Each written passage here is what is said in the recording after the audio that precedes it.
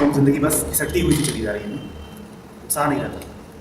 तुम्हारे साथ ही नहीं है ऐसा, करीब करीब सबके साथ है ऐसा, है ना। सुबह उठते तो ये नहीं लगता कि अनदर ब्यूटीफुल डे, ऐसा नहीं लगता नहीं। You don't look forward to the day, ऐसा कम ही होता है। क्यों? एक दिन और आ गया, चलो आ भी गए, पाँव भारी रहते हैं, आँखें नींदी रहती है, ऐसे ही रहता है ना। तो तुम्हारे साथ ही नहीं रहता, मेरे साथ भी रहता है। हम सब ने अनुभव किया है, कोई ऐसा है जिसने ये स्थिति अनुभव नहीं की है। बस ये है कि किसी के साथ ये करीब करीब एक स्थायी अवस्था बन जाती है, सॉर्ट ऑफ परमानेंट स्टेट। किसी के साथ बस कुछ क्षणों के लिए आती है और फिर वो जग जाता है और कहता है ना, ऐसे तो जिंदगी नहीं गुजार सकते। ये होता क्यों है? आलस कहाँ से आता है and what is the secret to energy? Energy कहाँ से आती है, इस बात को समझेंगे। हमें से ऐसा कोई नहीं है, वी ऑल आर यंग, जिसके भीतर एनर्जी ना हो। We all have great reservoirs of energy, untapped energy हम सबके भीतर मौजूद है। लेकिन वो एनर्जी चैनलाइज नहीं हो पाती, क्योंकि एनर्जी के चैनलाइजेशन के कुछ नियम हैं। उन नियमों को जानना चाहोगे? करीब करीब ऐसा होता है कि तुम्हारे पास बहुत सारे पैसे पड़े हुए हैं और तुम एटीएम से निकाल नहीं सकते, क्योंकि तुम एटीएम का पिन भूल गए हो, तो पैसे तुम्हारे पास होते हुए भी नहीं है। समझ रहे हो? अरे बड़ी अजीब हालत है, अपने ही पैसे हैं पर इस्तेमाल नहीं कर पा रहे। क्यों? क्योंकि एक छोटी सी बात भूल गए हैं। छोटी सी बात क्या है? पिन कोड भूल गए एटीएम का। वैसे ही कुछ नियम होते हैं एनर्जी चैनलाइजेशन के, उनको याद रखना होगा, फिर सब ठीक हो जाएगा। एनर्जी के चैनलाइजेशन के नियम ये होते हैं कि एनर्जी अंडरस्टैंडिंग के पीछे बहती है। जब तुम कुछ समझ जाते हो, बिल्कुल ठीक ठीक समझ जाते हो, तो तुम्हारी एनर्जी बिल्कुल एक धारा में, एक दिशा में बहनी शुरू हो जाती है। वही एनर्जी पूरी तरह से डिसिपेट भी हो सकती है, वही एनर्जी पूरे तरीके से डिसिपेशन भी हो सकता है। उसका डिसिपेशन समझते हो एनर्जी का? हम सब जानते हैं कि one form of energy is convertible to the other forms. वही एनर्जी जो एक्शन में बदलती, वही एनर्जी गॉसिप में बदल जाती है, लेजीनेस में बदल जाती है, डिस्ट्रक्टिव कामों में बदल जाती है, मिसलेनियस इधर-उधर की हरकतों में बदल जाती है। पहली बात हमने ये कही कि जब कुछ बात आप समझ जाते हो गहराई से, तो उस समझ के पीछे तुम्हारी पूरी ऊर्जा अपने आप बहने लगती है, फिर लेजीनेस का कोई सवाल ही नहीं पैदा होता। जब आप समझे नहीं हो, जब आप कंफ्यूज हो, तो आपकी एनर्जी एक दिशा में नहीं बह पाएगी। इस बात को जाना तुमने? जैसे कि तुम्हें इस कमरे से बाहर जाना है, तुम्हें साफ साफ पता है कि एक ही दरवाजा है, तुम उठोगे और निकल जाओगे। लेकिन कोई ऐसा है जो किसी वजह से इसने आंखों में पट्टियाँ बांध रखी हैं और वो 10 लोगों से पूछ रहा है कि बाहर कैसे निकलूँ, तो कभी उधर को चलेगा, कभी इधर को चलेगा, कभी इधर को चलेगा, कभी खिड़कियों की ओर देखेगा, कैसे निकलूँ कैसे निकलूँ, और उसकी एनर्जी 10 दिशाओं में बहती रहेगी, अंततः वो कहीं पहुँचेगा नहीं। बात समझ में आएगी? तो पहली बात, without understanding your energy can not be channelised. चाहो इस बात को लिखो। जिन भी लोगों को जीवन में एनर्जी चाहिए, उत्साह चाहिए, उनको उत्साह की फिक्र छोड़ देनी चाहिए और समझने की फिक्र करनी चाहिए। Do I understand?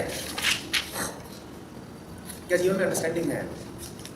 जिन भी लोगों को जीवन में उत्साह चाहिए, उनको सीधे सीधे उत्साहित होने की फिक्र बिल्कुल छोड़ देनी चाहिए। उनको ये देखना चाहिए ध्यान से कि मैं क्या समझ रहा हूँ, मेरे साथ क्या हो रहा है, मैं क्या ठीक ठीक जानता हूँ कि मैं कॉलेज क्यों आया हूँ, मैं पढ़ाई क्यों कर रहा हूँ, मैं प्लेसमेंट्स क्यों देख रहा हूँ, मैं इस रूम में क्यों बैठा हूँ, मेरे मन में क्या चल रहा है, क्या मुझे पता है ठीक ठीक। आप एनर्जी की, लेजीनेस की, इन सब बातों को सोचना ही छोड़ दीजिए। आप सिर्फ ये देखिए कि मैं जो कर रहा हूँ मुझे उसकी समझ कितनी है। अगर समझ होगी तो उससे एनर्जी अपने आप निकलेगी। ये पहला रूल हुआ।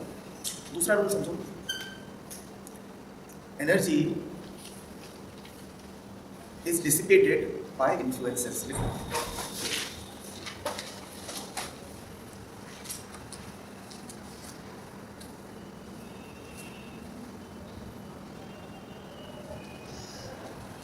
Energy is dissipated by influences.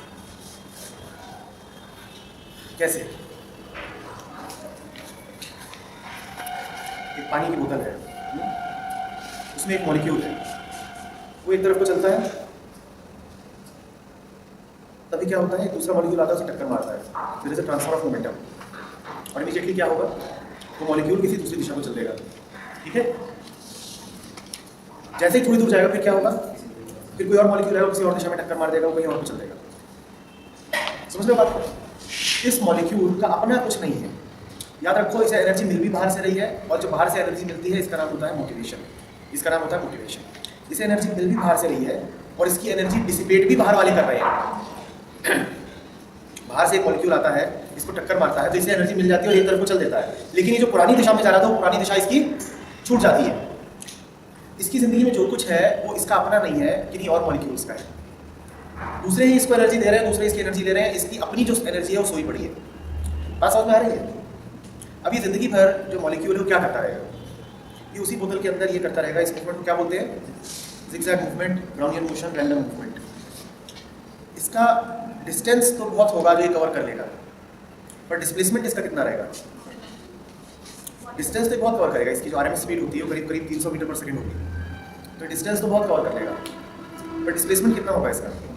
करीब करीब जीरो, क्योंकि इसे रहना उस बोतल के भीतर ही है। ऐसे दिन रात चल रहा है पर कहीं पहुंच नहीं रहा, अपने ही भीतर भटका जा रहा है। ये मैं एग्जाम्पल क्यों दे रहा हूँ, बात समझ में आ रही है? हम मिनी मॉलिक्यूल जैसे हैं।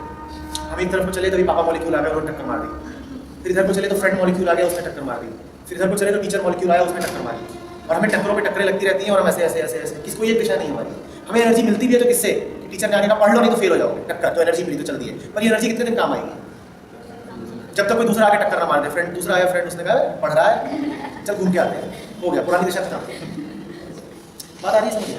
फिर हमारी आदत ही पड़ जाती है कि अब जीवन में अपना कुछ नहीं रहा, लगातार लगातार दूसरों से ही पाना है, उत्साहवर्धन, मोटिवेशन दूसरों से ही पाना है, अपना सिर्फ आलस है, अपना सिर्फ और सिर्फ आलस है। जैसे कि इस मॉलिक्यूल का अपना सिर्फ इनर्शिया है, इसको कोई टक्कर ना मारे तो ये क्या करेगा? अगर ये पड़ा हुआ है तो पड़ा रहेगा, और चल रहा है तो न्यूटन्स फर्स्ट लॉ, पड़ा है तो पड़ा रहेगा, किसी ने आवाज दी थी बिस्तर पर पड़े तो पड़े, और अगर चल रहा है तो चलता रहेगा विदाउट चेंज इन वेलोसिटी। अब इसकी जिंदगी में मोटिवेशन और इस तरह की चीज़ों का बड़ा रोल हो गया। कोई आएगा इससे कहेगा अरे तू उदास पड़ा है, ए भारत के नवयुवक उठ, चल अपने लक्ष्यों की पूर्ति कर। हाँ बड़ी बात, विवेकानंद ने कही, चलो। अपनी समझ से इसके जीवन में कुछ नहीं होगा, सिर्फ और सिर्फ इन्फ्लुएंसेस है। तो इस कारण में क्या लिखा है? Influences lead to a dissipation of energy. Energy कहाँ से आनी चाहिए, हमने ये बात ही समझ ली। कहाँ से आनी चाहिए? अंडरस्टैंडिंग से। कहाँ से नहीं आनी चाहिए, हमने ये बात ही समझी। कहाँ से नहीं आनी चाहिए? इन्फ्लुएंसेस से। अब तुम अपनी जिंदगी को खुद ही देख लो कि तुम्हारी जिंदगी में तुम जो कुछ भी करते हो, तुम्हारे सारे actions, all actions require energy, right? तुम खुद ही देख लो कि तुम्हारे एक्शंस के पीछे अगर क्या एक्सटर्नल इन्फ्लुएंसेस होते हैं। अगर एक्सटर्नल इन्फ्लुएंसेस होते हैं तो तुम लगातार आलस से ही भरे रहोगे। और ये देख लो कि क्या तुम्हारी जिंदगी में जो तुम कर रहे हो उसके पीछे तुम्हारी अपनी समझ है। अगर तुम्हारी अपनी समझ है तो आलस का सवाल ही नहीं उठता। तुम यहाँ आके बैठे हुए हो, निश्चित रूप से आज सिर्फ इतने लोगों को नहीं आना था, इससे कहीं ज़्यादा लोगों को आना था। काफ़ी लोग होंगे जो अपनी समझ से आए होंगे, और कुछ ऐसे भी होंगे जो बस भीड़ चाल में आ गए, या किसी और ने कह दिया तो आ गए, आना नहीं चाहते थे, बाहर घूम रहे थे, पकड़े गए तो लाके आना दिए गए। जो लोग अपनी समझ से आए हैं उनके चेहरे दूसरे तरीके के होंगे, वो ध्यान से सुन रहे होंगे, उनको एनर्जी की कोई कमी नहीं। और याद रखना, सुनने में बड़ी एनर्जी लगती है, ध्यान में बड़ी एनर्जी लगती है, उनकी ज़िंदगी में ऊर्जा की कोई कमी नहीं होगी। और जो वहाँ से उठा के यहाँ रख दिए गए हैं वो ऐसे हो रहे होंगे कि अब गिर ही जाए, कहीं बिस्तर कहीं है भाई आसपास, लेट जाए, पड़ जाए, क्या करें? ठीक है ना? जब भी कभी कुछ अपनी इंटेलिजेंस से करोगे तो उसमें सोना तो छोड़ दो, खाने पीने का भी चैन नहीं रहेगा।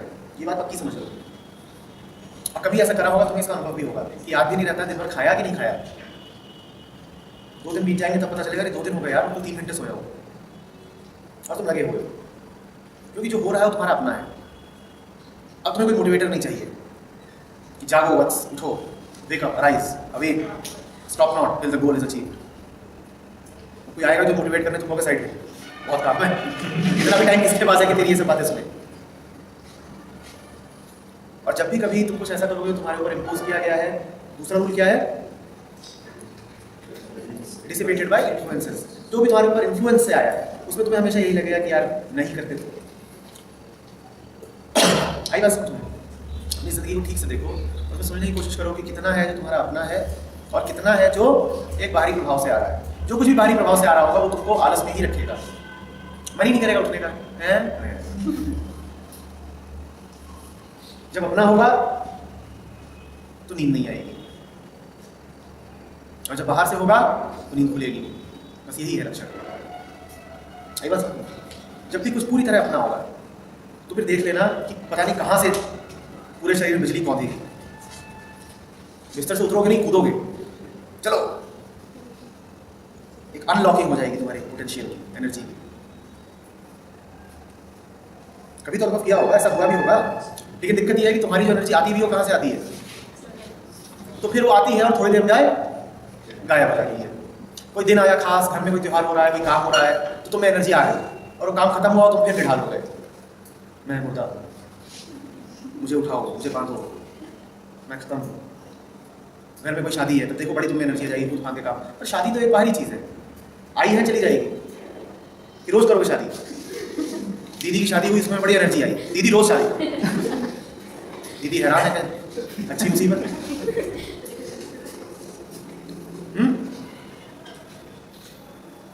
तो तुमने ऊर्जा का स्वाद चखा तो है, पर वो सारी की सारी एनर्जी तुमने चखी है बाहरी। चलो बाहरी चखी कोई बात नहीं, पर उससे तुम्हें एक जायज़ा तो लग ही गया है ना कि ऐसा होता है। क्या ये नहीं चाहते हो कि वो चीज़ स्थायी हो जाए, परमानेंट हो जाए? जो चीज़ साल में 2 दिन मिलती है वो 365 दिन रहे, नहीं चाहते हो? अगर चाहते हो तो बस होश में रहो। तुम होश होते हुए बेहोश रहोगे क्योंकि तुमने आसपास लोग ऐसे बन रखे हैं जो बेहोशी के दूत है, जिनका नारा ही है बेहोशी। जैसे कि दिया तूफानों से दोस्ती करके बैठा हो तो बेचारा थोड़ा सा जलता भी है, तो ये सब पार्टी करने जाते हैं उसके यहाँ तूफान। अब जब तूफान आएंगे दिया के यहाँ पार्टी करने तो क्या होगा? दिया तो उसमें दिक्कत क्या है, बार बार जलता हूँ, एक लाइटर भी रखा हुआ है, पर जहाँ जलता हूँ थोड़ी देर में पाता हूँ फिर कुछ गया, उसे समझ में ही नहीं आ रहा कि उसने तूफानों से दोस्ती कर रखी है। अब मैं तूफान तो बोल रहा हूँ, ऐसा लग रहा है कि बड़े भारी लोग इनसे दोस्ती कर रखी है। उदाहरण ही कुछ और लेना चाहिए था। पालो छुटकारा क्यों कर रखी है दोस्ती? तुम पाओ कि रहीम का है ना कि कहे रहीम कैसे निभे बेर केर को सन। केला होता है और उसके बगल में अगर तुम बेड़ का पेड़ रोप दो तो क्या होगा? वे झूलत अपने फाटा तुमके यहाँ। अब केले का पत्ता कैसा होता है? बड़ा बड़ा है, उसमें ऐसे नाखून भी मार दो तो क्या होगा? फट जाएगा। अब बेर का पेड़ कैसा होता है? उसमें कांटे ही कांटे। तो अगल बगल केला और बेर बो दिए गए तो छोटे थे तो उन्हें बड़ी दोस्ती थी, पर उनका स्वभाव ही अलग है, उनकी प्रकृति पूर्णतया अलग है। जब बड़े होंगे उसके पत्ते निकलेंगे, इनके कांटे निकलेंगे। केला मस्त होकर झूमेगा और जहाँ झूमेगा वहाँ क्या होगा? उसका फट जाएगा। तो ये तो बहुत स्वाभाविक सी बात है कि केले और बेर की दोस्ती नहीं हो सकती। तुम यही करके बैठे हुए हो। तुम होश में आना भी चाहते हो, जरा सी तुम्हारी नींद खुलती है और चारों ओर से लोग तुम पे टूट पड़ते हैं कि सो जा राज दुलारे सो जा। मैं डोरियों की सीटी लगा दी जाती है, वहाँ याद खुलती भी है तो वापस सो गए।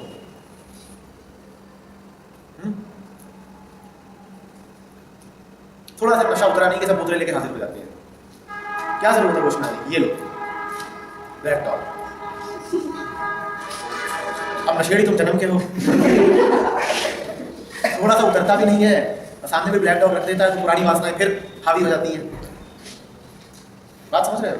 थोड़ा तो डिटर्मिनेशन होना चाहिए ना, उसी को साधना कहते हैं। जब इतना कुछ अपने ऊपर रखा हुआ है तो उसकी सफाई भी तो नहीं करनी पड़ेगी। ये सब जो तुमने संबंध बना रखे हैं, आदतें बना रखी हैं, कि सफाई भी कौन करेगा? तुम्हें तो करनी पड़ेगी ना। ये वैसी ही बात है जैसे कोई टाइफाइड का मरीज हो और उसे दोस्ती कर रखी है अचार बेचने वाले से। जानते हो ना टाइफाइड में तेल चखना गंध तक मना होती है, तो जहाँ ठीक होने लगता है वो अचार लेके पहुँच जाता है। लो, और उसके रूम को भर दिया उसने तरह तरीके के याम का, मिर्च का, तो वो बेचारा सादा खाना खा रहा है, लो थोड़ा सा ही ले, थोड़ा सा ले। तुम शांत कभी होना भी चाहते हो, तुम्हारे ये दोस्त यार तुम्हें शांत रहने देते हैं? मुझे ताज्जुब हो रहा है तुम इतने यहाँ पहुँच कैसे गए? तुम्हें खींच कैसे नहीं ले गए सब? तुम 2 मिनट के लिए भी कोई जिंदगी जरा अपने तरीके से चलना चाहते हो तो क्या होता है? तुरंत वो आएगा और क्यों कर रखा है तुमने अपनी जिंदगी में ऐसे लोग? मैं भी 2 कैंपसेस में पढ़ा हुआ हूँ और मेरे साथ के जो लोग हैं वो सब तथाकथित ऊंची ऊंची जगहों पे बैठे हुए हैं। मैं तो उनसे कनेक्टेड भी नहीं, मुझे कोई शौक नहीं उठता कि मैं उनसे इधर से कनेक्ट हूँ उधर से कनेक्ट हूँ। सालों में भी एक बार इच्छा नहीं उठती है कि जबरदस्ती फोन करके हाँ तू कैसा मैं कैसा करूँ। जिस रास्ते जाना नहीं उधर बार बार देखना क्या? मैं हूँ, मेरा काम है, मेरी मस्ती है, खुश हूँ। तुम्हें क्यों इतनी दुनियादारी की सुध है? तुम बहुत बड़े दुनियादार हो। सारी दुनिया का बोझ हम ही उठाते हैं, सारी नेटवर्किंग तुम्हें ही करनी है। हाँ अभी तो है, हम नेटवर्किंग ना करें तो फेसबुक बंद हो जाए।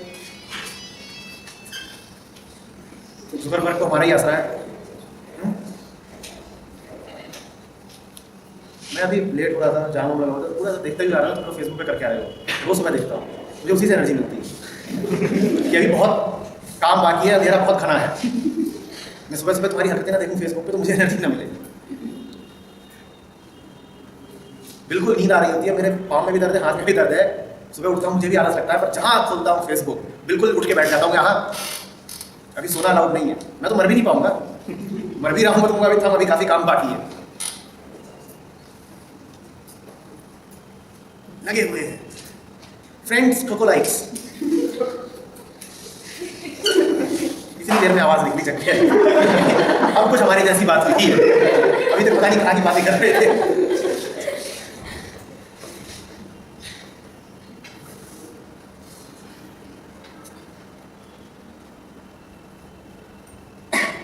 ने तो एनर्जी पाने के लिए पता नहीं कैसे कैसे धोखे भी बना रखे हैं। अभी मैं आ रहा था तो देख रहा था ये एक नया फैशन निकला है, विवेकानंद के नाम पे कुछ भी उलझुल कोट डाल दो, उसके साथ विवेकानंद की फोटो चिपका दो, और उसमें बहुत सारी अभी अपने ही मन से वो कोट बनाते हैं, फोटो साथ में चिपकाते हैं विवेकानंद की, और सारी की सारी कोटेशंस ऐसी होती है पूरी तरह से अहंकार को, ईगो को बढ़ावा देते हैं। अभी क्या पढ़ा है, गिरो तो ऐसे गिरो जैसे एक बड़ा पेड़ गिरता है, जिंदगी में गिरो तो ऐसे गिरो जैसे एक बड़ा पेड़ गिरता है कि गिर के भी अपना बीज धरती में स्थापित कर दो ताकि फिर खड़े हो जाओ और फिर लड़ो। अब मैं 99% आश्वस्त हूँ कि विवेकानंद ने इन शब्दों का प्रयोग कभी नहीं किया होगा, क्योंकि बड़ी मूर्खतापूर्ण बात है। वेदांती थे वो, जो भी कोई वेदांत समझता है वो ये सब बातें करेगा ही नहीं कि गिरो और खड़े हो और बीज और ये और वो। पर तुम मोटिवेट होने के लिए तुम्हें इन सब बातों का आसरा रहता है, ये सब समझ की दुश्मन है। हमने आज पहली बात ये कही कि ऊर्जा निकलती है समझ से। लेजीनेस अगर वास्तव में हटानी है तो समझ को जागृत करो, और तुम एक एक काम ऐसा कर रहे हो जिसमें नासमझी बैठी हुई है बिल्कुल गहराई से, तो तुम्हारे जीवन में कहां से आएगी ऊर्जा?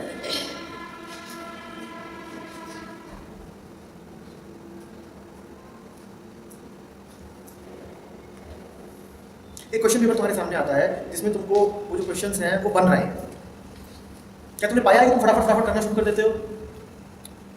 ऐसा ही होता है ना, तुम्हें पता है कि ठीक है, तुम ये सोचते भी नहीं कि एनर्जी कहाँ से लाऊं। क्या सोचते हो? तुम ये सोचते भी नहीं कि एनर्जी कहाँ से लाऊं, एक के बाद एक सवाल करे जा रहे हो मस्त होकर के।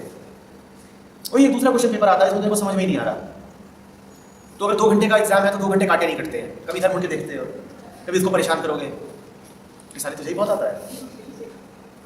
कोई तुम्हारे जैसा मिल जाएगा हमझोली 0/0, तो उसको देखोगे ऐसे करोगे, और बार बार खड़ी देखोगे, 2 घंटे कटे किसी तरीके से, हाँ सो भी जाओगे। कहाँ से आई एनर्जी? समझ से। जब जानते हो तो ऊर्जा आती है, जब नहीं जानते तो ऊर्जा कुछ कहीं से नहीं आती। अभी तुम में से जिन लोगों को मेरी बात समझ में आ रही होगी, जो ध्यान में है, क्या उनको कहीं से भी आलस प्रतीत हो रहा है? और जो सुन नहीं रहे, कोई हो एकाध, तो एकाध झपकी ले भी चुके होंगे, हाँ ऐसा वसूल। और कुछ नहीं तो सोने को मिला, बढ़िया एसी चल रहा है, कोई डिस्टर्बेंस नहीं है, इन्होंने शांति कर रखी है, सो। और देता हूं उदाहरण, कभी कोई प्रॉपर हॉलीवुड मूवी लगी हो, उसमें कभी जाके देखना कि कितने लोग सो रहे होते हैं, और उसकी तुलना कर लेना किसी देसी पिक्चर से। जब वो समझ में ही नहीं आती कि वो बोल क्या रहा है वहां पे, तो यहाँ पे लोग क्या करते हैं शुरू। मैंने टाइटैनिक तक में लोगों को सोते हुए देखा है, समझ में ही नहीं आ रहा क्या हो रहा है। हाँ, एक आध तो सीन वीन थे, उनके लिए आए थे, बीत गए, सो गए, हो गया काम, सो गए चित। अब इंटरवल आया तो उठेंगे, काहे के लिए कि पॉपकॉर्न खाना है, तो जाएंगे पॉपकॉर्न लेंगे, पॉपकॉर्न खाएंगे, फिर सो जाएंगे। समझ में ही नहीं आ रहा तो करें क्या भाई? जगह तो तब जब समझ में आए कि आसपास हो क्या रहा है।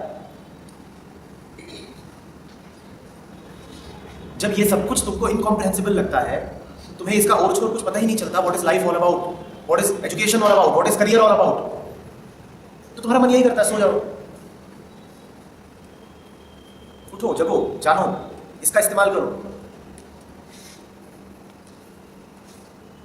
नहीं आ रही बस, आ तो रही है पर नींद भी बहुत आ रही है?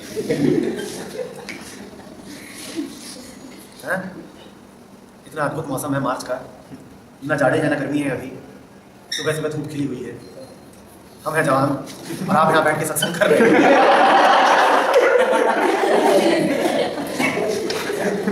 कपड़े और गेरुआ जैसे डाल रखे, फिर पूछ रहे हैं कि नींद आ रही है नहीं आ रही।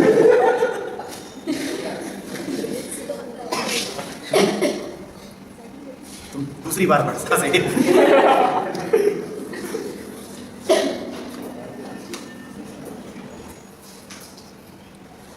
वही एनर्जी जो अलग अलग तरीके के बेहूदे थॉट्स में व्यर्थ जाती है, डिसिपेट होती रहती है, वही एनर्जी ध्यान बन सकती है। ऐसे समझ लो कि एक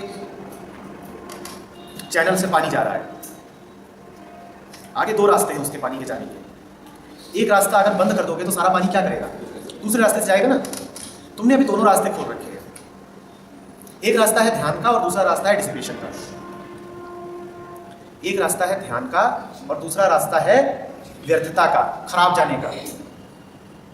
तुम इसकी तो फिक्र ही मत करो कि मैं अटेंशन कैसे पाऊं, बस ये जो एनर्जी बर्बाद हो रही है अंड बंड कामों में, उसको बर्बाद होना रोक दो, सब अपने आप ठीक हो जाएगा।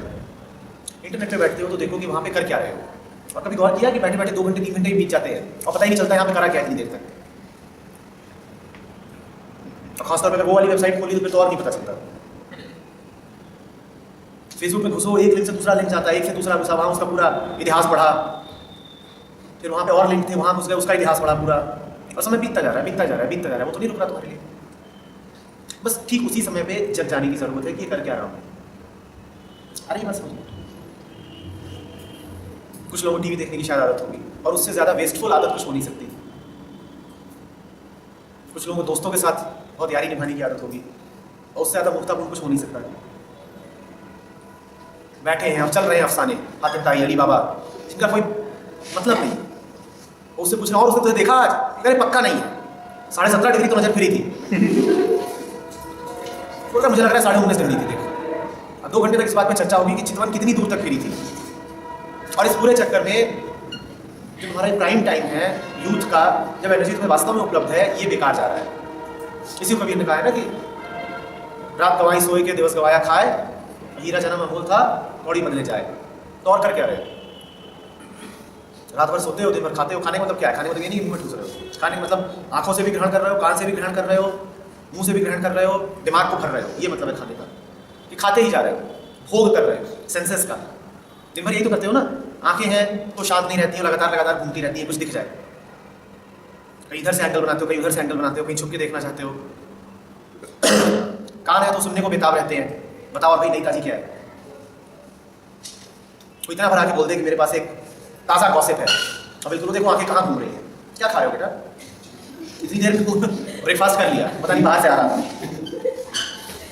तुमसे ही कह रहे हैं कभी कि दिवस गवाया खाए, तो घर वाले खिला रहे हैं, कुछ मेन्यू मेरे पास भी है, मैं भी उत्सुक हूँ पर उसमें के लिए। समझ रहे हो? हीरा जन्म अमोल था कौड़ी बदले जाए। कौड़ी बदले जाए माने क्या? कि बेकार जा रहा है। जैसे कौड़ियों के भाव बेच दिया जन्म को। जन्म माने समय, अपने समय की तुम्हें कोई कदर नहीं है, उसे कौड़ियों के भाव बेच रहे हो। रात भर सोते रहते हो और दिन भर भोगते रहते हो, खाते रहते हो, और यही तुम्हारा जीवन है। सोने में और भोगने में व्यर्थ जा रहा है। फिर कहते हो कि एनर्जी नहीं, कहां से आएगी? इतना सारा खा लिया और फिर भोगने में लगे हो तो अजगर सी हालत रहती है। फिर पचाते रहते हो उसे, जो खाओगे उसे पचाओगे भी तो।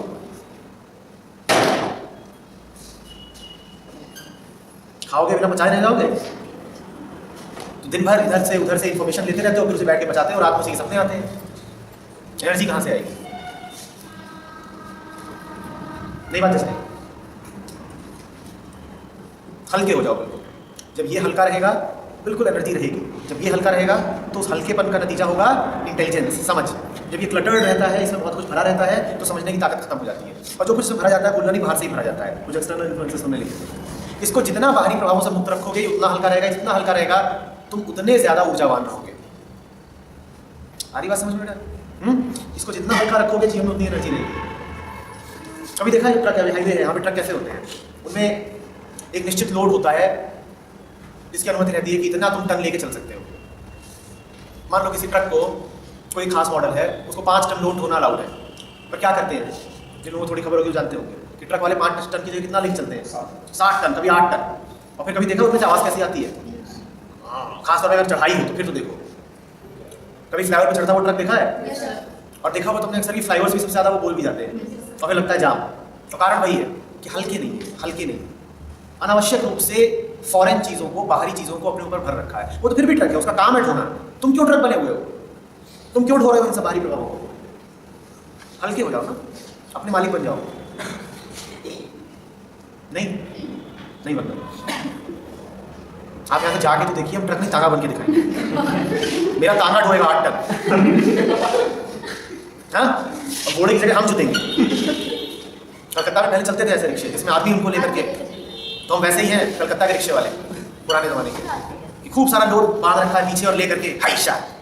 और फिर पूछते एनर्जी क्यों नहीं है? वो रिक्शा वाला जब घर पहुँचता होगा तो उसमें कुछ एनर्जी रह जाती होगी, आती होगी उसकी बीवी लेकर के खाना, वो तो भी ऐसे मरी हुई हालत में हिला ही नहीं जा रहा। वो कह रही है खड़े हो जाओ, ये कह रहे हैं हिले तो ना खड़े होंगे। अब दिन भर जब इतना ढोया है तो कहाँ से ऊर्जा आएगी।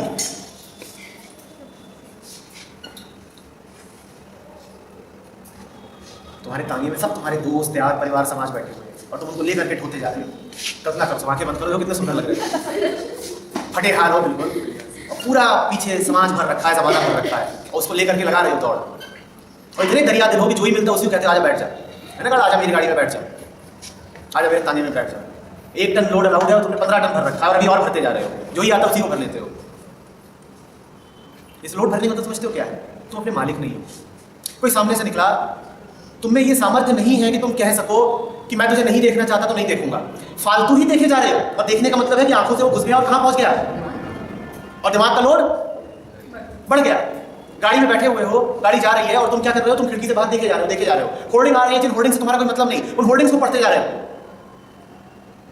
गाड़ियां आगे पीछे निकल रही हैं, उन गाड़ियों से कोई मतलब नहीं, उन गाड़ियों का नंबर पढ़ रहे हो। सड़क पे हरकतें हो रही हैं जिनसे तुम्हारा कोई मतलब नहीं, उन्हें देख रहे हो क्या हो रहा है, और दिमाग पे बोझ बढ़ता जा रहा है, बढ़ता जा रहा है, बढ़ता जा रहा है।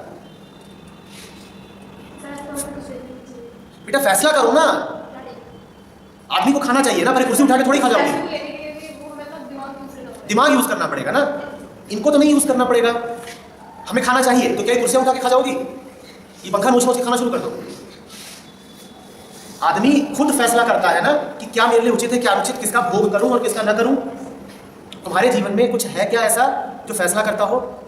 क्या तुम कभी ये कह पाती हो कि तू जो कह रही है मैं नहीं सुनना चाहती, इसीलिए मैं यहां से जा रही हूं? सामने टीवी चलता है, तुम खड़े हो जाते हो और जो आ रहा है वो आ रहा है, आता जा रहा है, आता जा रहा है। क्या तुम्हारे भीतर कोई डिस्क्रिशनरी पावर है जो कहे कि मुझे इसका भोग नहीं करना, खत्म? तुम्हारी स्थिति ठीक वैसी है कि मेरे सामने जो भी पड़ रहा है मैं उसको खाती जा रही हूँ, खाती जा रही हूँ, खाती जा रही हूँ। मेरे भीतर ऐसी क्षमता ही नहीं कि मैं जान पाऊं कि क्या ग्रहण करना है और क्या ग्रहण नहीं करना। रेजिस्टेंस लेस हो, जैसे डस्टबिन होता है ना, डस्टबिन क्या करता है, वो खड़ा रहता है, सबको आके उसमें अपना कूड़ा डालते रहते हैं। क्या डस्टबिन किसी से बोल पाता है कि मुझमें अपना कूड़ा मत डालो? हमारे दिमाग ऐसे डस्टबिन है, पूरी दुनिया आती है, हमें अपना कूड़ा डालती रहती है, डालती रहती है, डालती रहती है, और तुम में कोई सामर्थ्य नहीं है कि मना कर पाओ कि नहीं। कोई आ करके तुम्हारी शर्ट पे जरा सा निशान लगा दे तो उससे लड़ोगी कि क्या तूने ये धब्बा लगा दिया, और तुम्हारे मन पे रोजाना धब्बे लगते रहते हैं और तुम उससे कुछ नहीं कहते, क्योंकि तुमको होश ही नहीं है कि धब्बे लग रहे हैं, तुम्हें होश ही नहीं है, तुम्हारा काबू ही नहीं है ना इस पे, ना इस पे, ना इस पे। बात समझ में आ रही है? मन डस्टबिन बन चुका है, घर परिवार समाज मीडिया दोस्त यार शिक्षा सब उसमें क्या डालते रहते हैं। कोई जरा सा आकर के तुम्हारे कूड़ा छुआ बस दे तो तुम उससे कितना लड़ोगे, और तुम्हें होश नहीं रहता कि तुम्हारे दिमाग को कूड़े से भर ही दिया गया है। आयरनी देख रहे हो सिचुएशन की? इसी कूड़े का नाम है फॉरेन इन्फ्लुएंसेस, इसी से हल्का होना है। यही वो 10 टन का वो बोझ है जो तुम्हारी सारी ऊर्जा सोखे ले रहा है, सोखे ले रहा है। इसी से हल्के हो जाओगे तो लेजीनेस बिल्कुल नहीं बचेगी जिंदगी में। यही कारण है जो तुम्हें लेजी कर रहा है, इसी ने तुम्हें भारी कर रखा है। आ रही बात समझ में? अभी इसमें एक पेज है, पेज ये है कि तुम्हें कूड़े से प्यार हो गया है, तुम कूड़े को लव लेटर्स लिखते हो, तुमने कूड़े को बड़े प्यारे प्यारे नाम दे रखे हैं, रिश्ते, संबंध, कर्तव्य, दोस्त, यार, घर। उस कूड़े को तुमने बड़े प्यारे नाम दे रखे हैं, तो कूड़ा छोड़ा नहीं जा रहा, उठ रही है उससे बदबू बिल्कुल भयानक, आसपास वालों की नाक भी सड़ रही है, पर तुमसे कूड़ा छोड़ा नहीं जा रहा, पवित्र कूड़ा।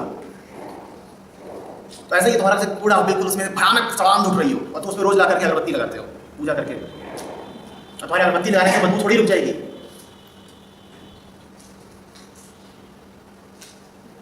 पूजनीय कूड़ा, इशारा समझ रहे हो? जो बिल्कुल सड़ा हुआ है, जो बिल्कुल त्याज्य है, जिसको छोड़ ही देना चाहिए।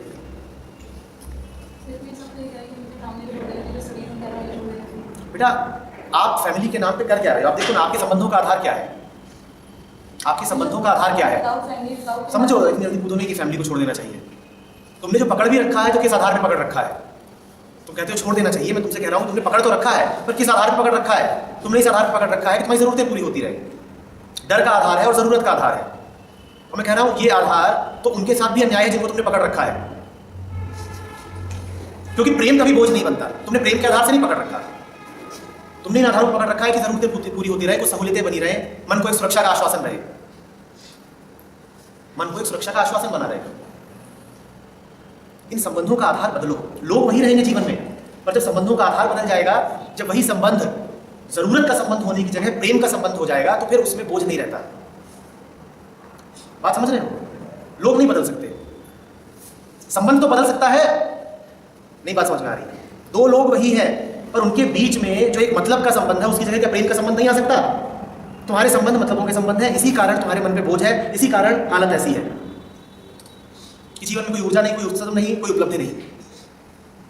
संबंधों का आधार बदलो, प्रेम को जानो, और प्रेम बेशर्त होता है अपना मन बदल के, क्योंकि आधार तुमने ही बनाया है। सोसाइटी नहीं पूछने आती तुमसे कि तुम्हारे और तुम्हारे पिताजी के बीच में क्या आधार है। ये आधार तुमने ही बनाया है, तुम्हारे डरे हुए मन ने बनाया है, और ये आधार बदलने की ताकत तुमने है। जो आधार तुमने अभी बना रखे हैं, मैं फिर से कहूंगा, ये आधार तो उस दूसरे व्यक्ति के साथ भी अन्याय है।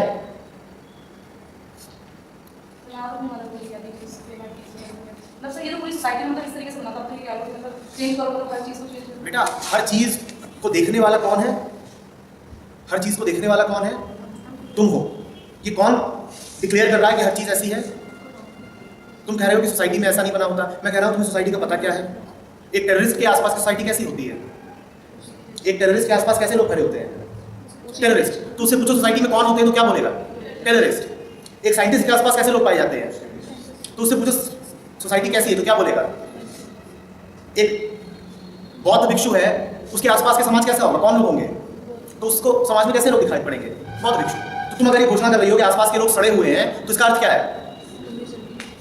क्योंकि तुम जैसे हो, तुम अपने आसपास वैसा ही समाज निर्मित कर लेते हो। बेटा तुम बदलो, समाज तुरंत बदल जाएगा। पर मन के लिए बड़ी कन्वीनियंट बात है कि हम क्या करें, समाज हम पे हावी है। मन के लिए बड़ा अच्छा बहाना है, मन के लिए ये बड़ा अच्छा बहाना है कि हम क्या करें, हम तो समाज के आगे बेबस हैं। तुम समाज को जानते कितना हो? तुम्हारी फोन बुक में कितने नंबर्स हैं? 500, 600, 800? तुम्हारे लिए यही समाज है ना? यही तो समाज है। वो नंबर्स किसने फीड किए फोन बुक में? तुमने। दोस्त जो तुम्हारे हो किसने चुने? तुमने। ये समाज बनाया किसने तुम्हारे आसपास? तुमने। भाई तुम्हारे दोस्त अलग है और तुम्हारे दोस्त अलग है ना? तो तुम्हारा समाज अलग हुआ, इसका समाज अलग हुआ। और अभी थोड़ा और दूर चले जाओ तो उनके समाज और अलग है। मेरा समाज तुम्हारे समाज से बहुत ही अलग है। तो मेरा समाज किसने बनाया? मैंने। तुम बदलो, समाज ऐसे बदल जाएगा। तुम्हारे आसपास वही लोग रहेंगे और उनसे वैसे ही संबंध रहेंगे जैसे रहने चाहिए। फिर बात समझ में आ रही है? देखो 2-3 अलग अलग तरीके हो सकते हैं संबंधों के। सबसे जो निचले स्तर के संबंध होते हैं वो संबंध होते हैं पूरी तरीके से मटीरियल, उसमें कोई अंडरस्टैंडिंग नहीं होती। चाहो तो इसको लिख लो। जो सबसे निचले तरीके का संबंध होता है वो होता है मटीरियल, जैसे लोहे और चुंबक का संबंध। उसमें कोई अंडरस्टैंडिंग नहीं होती। न लोहे को पता है चुंबक के पास क्यों जा रहा है, ना चुंबक को पता है कि लोहे को क्यों आकर्षित कर रहा है, पर संबंध फिर भी है। लोहा खींचा जा रहा है चुंबक की ओर, पर उसे कुछ पता नहीं। ये होता है सबसे निचले प्रकार का संबंध, जिसमें दोनों पक्षों में किसी को भी ठीक ठीक पता ही नहीं कि जो हो रहा है या हो क्यों रहा है। उससे ऊपर का संबंध होता है animal basis of relationship, animal relationship. जो एनिमल रिलेशनशिप होती है ये आधारित होती है भय और लोभ पर, ग्रीड एंड फियर। सबसे नीचे मटीरियल, उससे ऊपर animal. Animal relationship grid and fear पे आधारित होती है। ये एक मतलब की रिलेशनशिप होती है। इसमें इफ्स और बट्स बहुत सारे होते हैं। इसमें शर्तें खूब सारी होती हैं, कंडीशंस होती हैं खूब सारी, और ये पूरी तरह सिचुएशनल होती है। सिचुएशनल का मतलब एक स्थिति है तो ये संबंध रहेगा, वो स्थिति नहीं है तो संबंध नहीं रहेगा। और फिर इनसे ऊपर आती है ह्यूमन रिलेशनशिप। ह्यूमन रिलेशनशिप आधारित होती है सिर्फ और सिर्फ प्रेम पर, और ये होती है पूर्णतया अनकंडीशनल। पूर्णतया अनकंडीशनल, इसमें शर्तें नहीं होती। इसमें शर्तें नहीं होती। अभी तुमको देखना है कि तुम्हारे संबंधों का आधार क्या है। अगर तुम्हारे संबंधों में डर और लालच मौजूद है तो पशुता के संबंध है। अगर जांचना चाहते हो कि तुम्हारे संबंध ह्यूमन रिलेशंस हैं कि नहीं है, तो बस ये देख लो कि कहीं उनमें शर्तें तो नहीं मौजूद हैं, क्योंकि प्यार में शर्तें नहीं होती।